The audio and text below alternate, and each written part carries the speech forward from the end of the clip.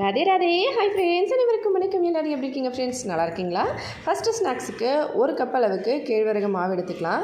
இதுக்கு 1/2 கப் அளவுக்கு வெல்லத்தை 1/2 கப் தண்ணியில் ஜஸ்ட்டு கொதிக்க வச்சு வெல்லம் கரைஞ்ச உடனே இந்த மாதிரி எடுத்து வச்சுருக்கேன்.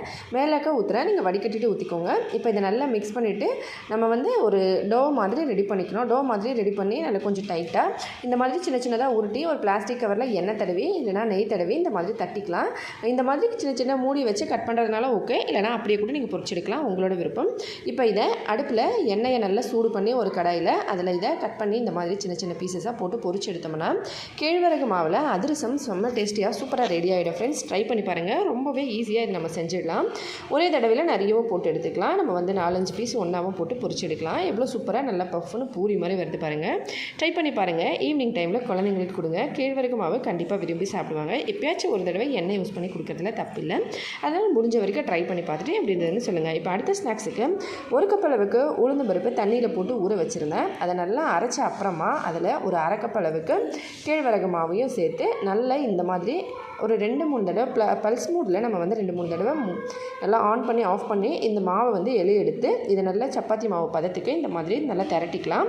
இதை திரட்டின போது கையில் எண்ணெய் தடவிக்கோங்க, இல்லைனா கோதுமை மாவு தடவி இந்த மாதிரி சின்ன சின்ன உருண்டையாக உருட்டி இதை நல்லா தேய்ச்சி சப்பாத்தியாகவும் செய்யலாம், இல்லை பூரியாகவும் செய்யலாம். உளுத்தம்பருப்பு கேழ்வரகு மாவு பூரி இப்போ நம்ம ரொம்பவே ஈஸியாக செஞ்சிடலாம்.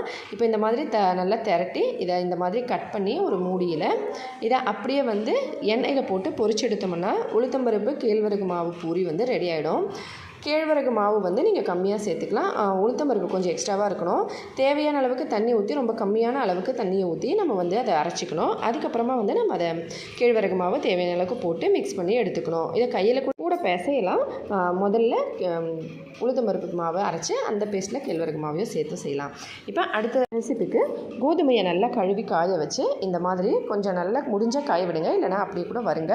நல்லா வறுக்கும் போது கிறிஸ்பினஸ் ஃபுல் அண்ட் ஃபுல் வரணும். அந்த அளவுக்கு நல்லா வறுத்துக்கோங்க. கழுவியும் முடிஞ்சால் ஒரு 2 நாளைக்கு காய வச்சு வீட்டுக்குள்ளேயே அதுக்கப்புறமா கூட அரைங்க. வெயிலில் ரொம்ப இல்லாமல் தூசி படாமல் காய வைங்க. இப்போ வறுத்த அப்புறம் இந்த மாதிரி நல்லா கிறிஸ்பினஸாக இருக்கணும்.